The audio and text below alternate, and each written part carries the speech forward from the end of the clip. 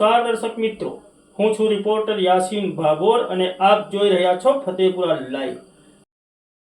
સમાચારની વાત કરીએ તો મૂળ ફતેપુરા તાલુકાના કરમેલ ગામના અને હાલમાં ગાંધીનગર ખાતે સીઆઈડી ક્રાઇમમાં પીએસઆઈ તરીકે ફરજ બજાવતા પીએસઆઈનું પીઆઈ તરીકે પ્રમોશન થતાં ફતેપુરા તાલુકામાં હર્ષની લાગણી ફેલાઈ જવા પામી છે। તારીખ 7 ઓગસ્ટ 2024 અને બુધવારના રોજ મળતી માહિતી પ્રમાણે મૂળ ફતેપુરા તાલુકાના કરમેલ ગામના વતની અને હાલમાં ગાંધીનગર ખાતે સીઆઈડી ક્રાઇમમાં પીએસઆઈ તરીકે ફરજ બજાવતા શૈલેષ મનસુખ લાસનની બઢતી કરવામાં આવી છે।